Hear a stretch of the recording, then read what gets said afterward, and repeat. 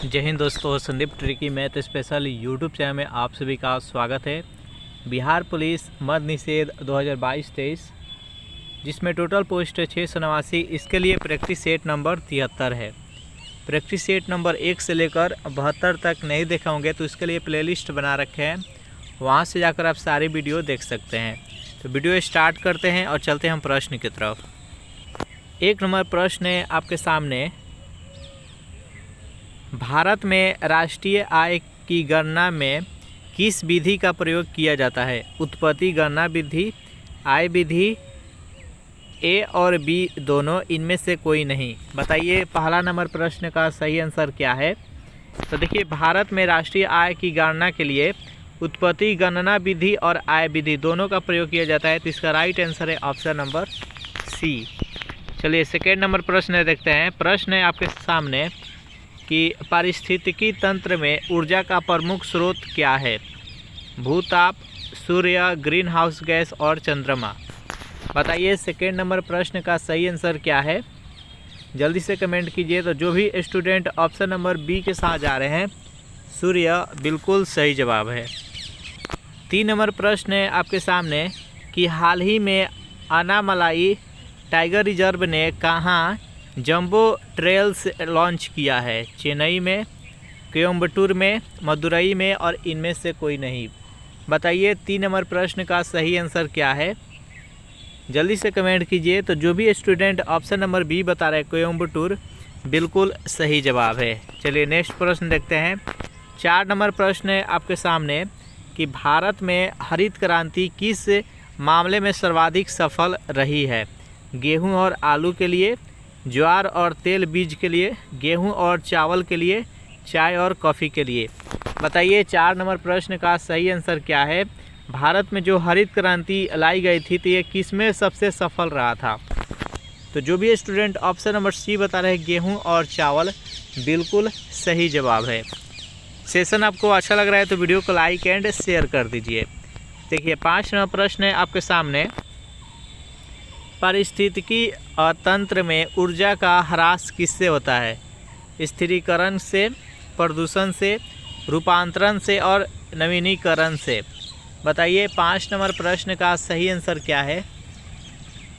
चारों ऑप्शन देख लीजिए और बताइए इस प्रश्न का सही आंसर क्या है?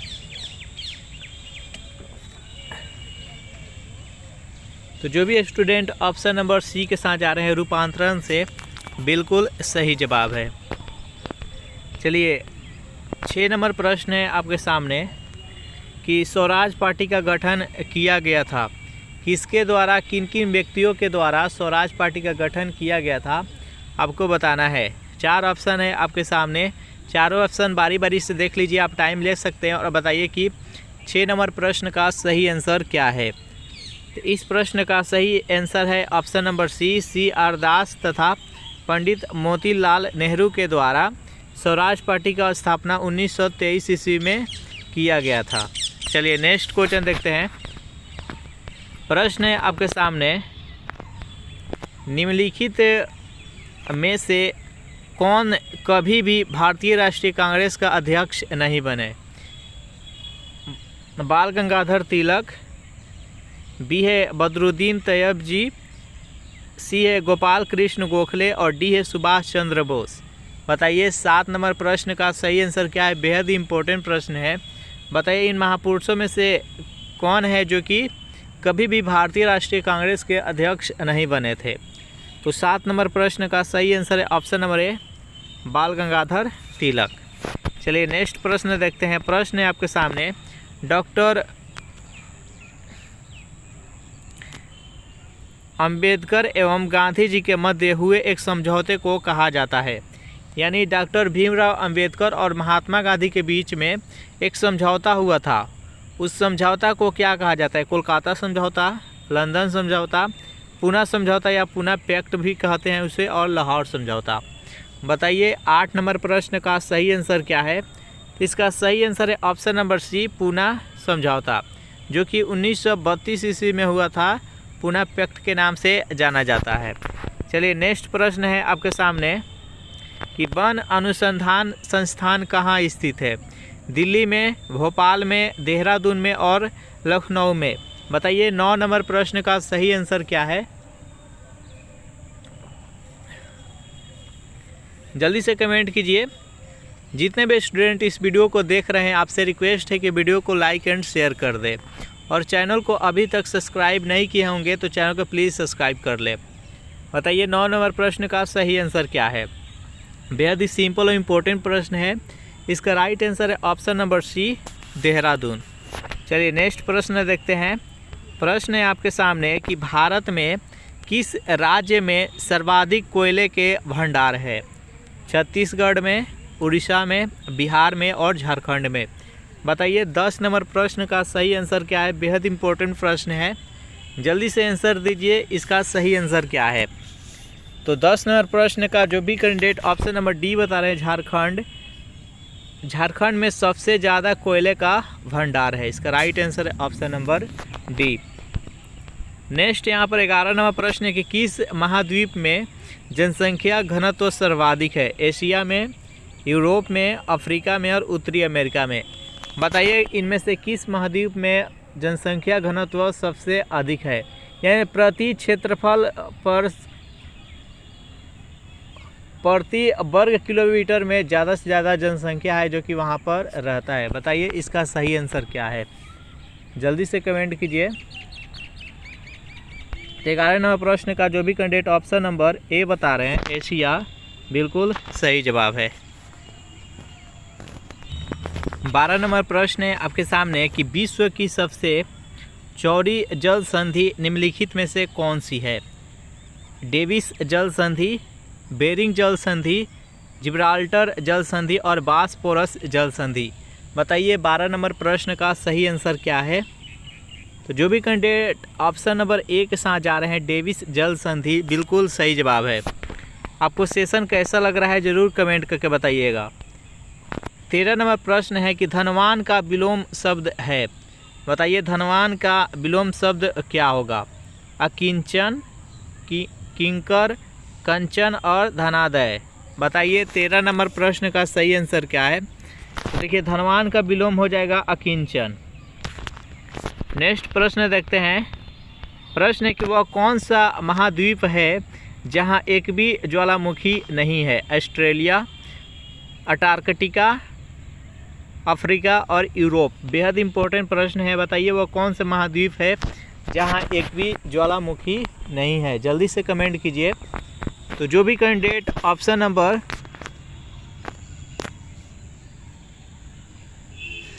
ए के साथ जा रहे हैं, ऑस्ट्रेलिया, बिल्कुल सही जवाब है। और आपको कमेंट करके बताना है कि वह कौन सा महाद्वीप है जहां एक भी मरुस्थल नहीं है, ये भी कमेंट कीजिएगा। चलिए नेक्स्ट प्रश्न है कि तानसेन का मूल नाम क्या था? बताइए इसका सही आंसर क्या है? मकरचंद पांडे, रामतनु पांडे, लाला कलावंत और बाज बहादुर। बताइए तानसेन का मूल नाम क्या था? जल्दी से कमेंट कीजिए। तो जो भी कैंडिडेट ऑप्शन नंबर बी के साथ जा रहे हैं, रामतनु पांडे, बिल्कुल सही जवाब है। चलिए अगर इस प्रैक्टिस सेट का आपको पीडीएफ चाहिए तो उसके लिए टेलीग्राम ग्रुप बना रखे हैं, जिसका लिंक इसी वीडियो के नीचे डिस्क्रिप्शन में मिल जाएगा। वहां से ज्वाइन करके इसका पीडीएफ डाउनलोड कर सकते हैं। मुख्य दर्शन में कौन सा समास है?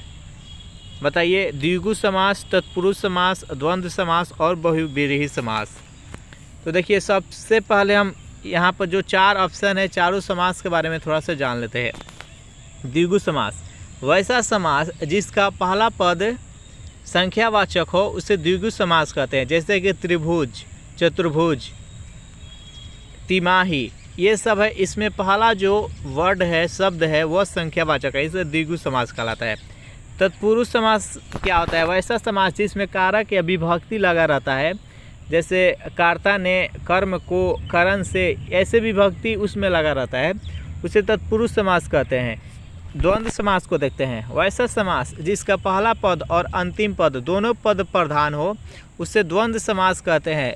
एग्जाम्पल के तौर पर समझे, जैसे माता पिता, माता, इसको अगर समास विग्रह करेंगे तो माता और पिता, चाचा चाची तो चाचा और चाची, भाई बहन, ऐसे इस प्रकार से यह द्वंद्व समास के अंतर्गत आता है।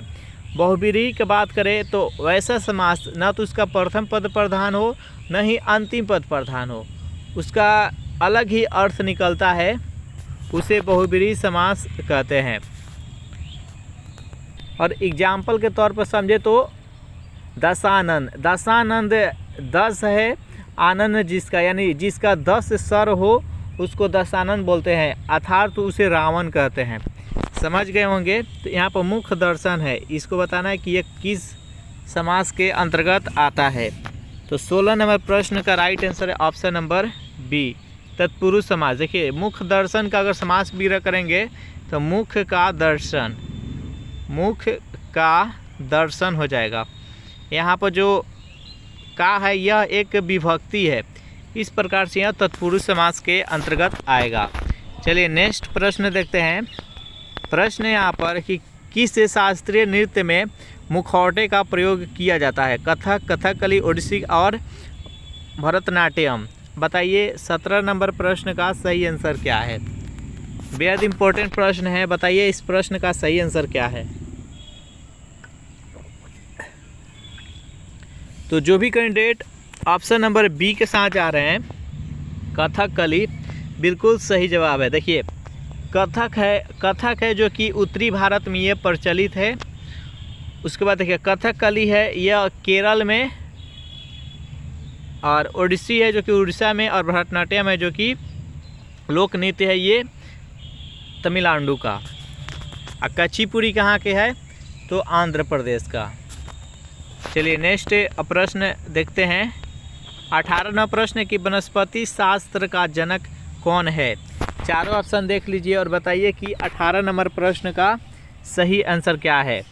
तो देखिए वनस्पति शास्त्र का जनक है थियोफ्रास्टस, इसका राइट आंसर है ऑप्शन नंबर ए। चलिए नेक्स्ट प्रश्न देखते हैं। प्रश्न है भारत में राज्य पुनर्गठन आयोग की संतुष्टि के आधार पर राज्यों का पुनर्गठन किस वर्ष किया गया? 1947, 51, 56 और 66। बताइए 19 नंबर प्रश्न का सही आंसर क्या है? इसका राइट आंसर है ऑप्शन नंबर बी, 1956। चलिए नेक्स्ट क्वेश्चन देखते हैं। प्रश्न है कि भारतीय संविधान में आरंभ में कितने अनुच्छेद थे? यानी जब संविधान बन के तैयार हुआ उस टाइम भारतीय संविधान में टोटल कितने अनुच्छेद थे? तो उस टाइम इसका राइट आंसर है ऑप्शन नंबर सी, 395। चलिए नेक्स्ट प्रश्न देखते हैं। 21 नंबर प्रश्न है कि भारतीय संविधान के किस अनुच्छेद में भाषा और अभिव्यक्ति की स्वतंत्रता के मूल अधिकार का प्रावधान है? अनुच्छेद 14, 19, 21 और 22। बताइए 21 नंबर प्रश्न का सही आंसर क्या है? जो भी कैंडिडेट ऑप्शन नंबर बी के साथ जा रहे हैं, अनुच्छेद 19 बिल्कुल सही जवाब है। 22 नंबर प्रश्न है आपके सामने कि भारतीय संविधान में किस संशोधन के द्वारा नागरिकों के मौलिक कर्तव्यों को सम्मिलित किया गया? 38वें, 41वें, 42वें और 45वें। बताइए 22 नंबर प्रश्न का सही आंसर क्या है? बेहद इंपॉर्टेंट प्रश्न है, जल्दी से आंसर दीजिए। तो जो भी कैंडिडेट ऑप्शन नंबर सी के साथ जा रहे हैं, 42वें, बिल्कुल सही जवाब है। एक कब संशोधन हुआ था? तो 1976 ईस्वी में। चलिए नेक्स्ट क्वेश्चन देखते हैं। प्रश्न है आपके सामने कि भारत में संसद के दोनों सदनों की सम्मिलित बैठक की अध्यक्षता कौन करता है? राष्ट्रपति, प्रधानमंत्री, लोकसभा के अध्यक्ष और उपराष्ट्रपति। बताइए 23 नंबर प्रश्न का सही आंसर क्या है? तो इसका सही आंसर हो जाएगा ऑप्शन नंबर सी, लोकसभा के अध्यक्ष। चलिए नेक्स्ट प्रश्न देखते हैं। प्रश्न है कि राष्ट्रीय एकता परिषद के अध्यक्षता किसके द्वारा की जाती है? राष्ट्रपति के द्वारा, प्रधानमंत्री के द्वारा, गृह मंत्री के द्वारा, योजना आयोग के उपाध्यक्ष के द्वारा। बताइए 24 नंबर प्रश्न का सही आंसर क्या है? सेशन आपको अच्छा लग रहा है तो वीडियो को लाइक एंड शेयर कर दे। तो 24 नंबर प्रश्न का जो भी कैंडिडेट ऑप्शन नंबर बी बता रहे हैं, प्रधानमंत्री, बिल्कुल सही जवाब है। नेक्स्ट 25 नंबर प्रश्न है कि अल्बरेनी द्वारा रचित पुस्तक किताब उल हिंद या तारीख उल हिंद में किन विषयों की समीक्षा की गई है? खगोल विज्ञान, दर्शन के, भारतीय गणित के, भारतीय इतिहास, भूगोल के और इनमें से सभी। बताइए 25 नंबर प्रश्न का सही आंसर क्या है? तो जो भी कैंडिडेट ऑप्शन नंबर डी के साथ जा रहे हैं, इनमें से सभी बिल्कुल सही जवाब है। चलिए नेक्स्ट प्रश्न देखते हैं। प्रश्न है कि सुप्रीम कोर्ट के मुख्य न्यायाधीश के रूप में कार्य करने के लिए व्यक्ति को उच्च न्यायालय में कम से कम कितने वर्ष तक का कार्य करना चाहिए?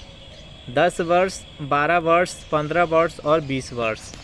बताइए 26 नंबर प्रश्न का सही आंसर क्या है?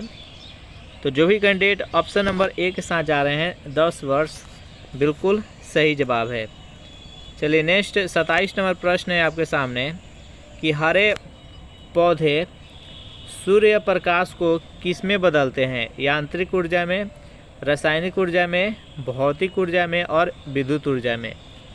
बताइए 27 नंबर प्रश्न का सही आंसर क्या है? तो हरे पौधे हैं जो कि सूर्य से प्रकाश जो मिलता है उस प्रकाश को रासायनिक ऊर्जा में कन्वर्ट करते हैं। तो इसका राइट आंसर है ऑप्शन नंबर बी। चलिए नेक्स्ट प्रश्न देखते हैं। 28 नंबर प्रश्न है कि ऋग्वेद का कौन सा मंडल पूर्णतः सोम देवता को समर्पित है? 7वां, 8वां, 9वां और 10वां। बताइए 28 नंबर प्रश्न का सही आंसर क्या है? इम्पोर्टेंट प्रश्न है, जल्दी से बताइए 28 नंबर प्रश्न का सही आंसर क्या है? इसका राइट आंसर है ऑप्शन नंबर सी, 9वां मंडल। चलिए नेक्स्ट प्रश्न देखते हैं। प्रश्न है कि पादपों में शाकाहारी जीवों में कितनी ऊर्जा पहुंचती है? 10%, 20%, 30% और 1%। बताइए 29 नंबर प्रश्न का सही आंसर क्या है? तो इसका सही आंसर है ऑप्शन नंबर ए, 10%। चलिए नेक्स्ट प्रश्न देखते हैं। प्रश्न है कि दक्षिण अफ्रीकी यात्री इब्न बतूता किसके शासनकाल में भारत आया था? अकबर के, हुमायूं के, अलाउद्दीन खिलजी के, मोहम्मद बिन तुगलक के। बताइए 30 नंबर प्रश्न का सही आंसर क्या है? इस प्रश्न का सही आंसर है ऑप्शन नंबर डी, मोहम्मद बिन तुगलक के शासनकाल में दक्षिण अफ्रीकी यात्री इब्न बतूता भारत आया था। चलिए नेक्स्ट प्रश्न है, बाल श्रम उन्मूलन योजना का संबंध किससे है? बताइए 31 नंबर प्रश्न का सही आंसर क्या है? चारों ऑप्शन देख लीजिए और बताइए कि इसका सही आंसर क्या होगा। 31 नंबर प्रश्न का राइट आंसर है ऑप्शन नंबर बी, खतरनाक उद्योगों में लगे बाल श्रमिकों से। चलिए नेक्स्ट प्रश्न है कि सिद्ध 10 राजाओं का युद्ध, दशराज युद्ध किस नदी के तट पर लड़ा गया था? गंगा, ब्रह्मपुत्र, कावेरी और परूनी। बताइए 32 नंबर प्रश्न का सही आंसर क्या है? तो जो भी कैंडिडेट ऑप्शन नंबर डी के साथ जा रहे हैं परूनी बिल्कुल सही जवाब है। चलिए नेक्स्ट प्रश्न देखते हैं। प्रश्न है कि विश्व में निम्नलिखित नदियों में से कौन सी नदी अधिकतम औसत निर्वहन के लिए जानी जाती है? नील नदी, अमेजन, कांगो और गंगा। बताइए 33 नंबर प्रश्न का राइट आंसर, इसका सही आंसर है ऑप्शन नंबर बी, अमेजन नदी। 34 नंबर प्रश्न है कि फूल का प्रवाची शब्द नहीं है? सुमन, कुसुम, पुष्प और तनुजा। इसमें से बताना है कि फूल का कौन सा प्रवाची शब्द नहीं है। तो 34 का राइट आंसर है ऑप्शन नंबर डी, तनुजा। सुमन, कुसुम, पुष्प ये तीनों का तीनों पुष्प का प्रवाची शब्द है। इस प्रैक्टिस सेट का लास्ट क्वेश्चन देख लेते हैं। प्रश्न है, सिस्टेमा नेचुरे पुस्तक लिखी है चार्ल्स डार्विन के द्वारा, लिनियस के द्वारा, लैमार्क के द्वारा, इनमें से कोई नहीं। बताइए यह पुस्तक किसके द्वारा लिखा गया है? 35 नंबर प्रश्न का सही आंसर है ऑप्शन नंबर बी, लिनियस के द्वारा। इसमें टोटल हम 35 प्रश्न देखे, आपको बताना है 35 में कितने का सही जवाब दिए। सेशन आपको कैसा लगा ज़रूर कमेंट करके बताइएगा। वीडियो आपको अच्छा लगा हो तो वीडियो को लाइक एंड शेयर कीजिएगा और चैनल को अभी तक सब्सक्राइब नहीं किए होंगे तो प्लीज़ सब्सक्राइब कर लीजिएगा। नेक्स्ट वीडियो आपको कल सुबह 9 बजे मिलेगा, तो देखना नहीं भूलिएगा। तो thanks for watching this video. मिलते हैं नेक्स्ट वीडियो में।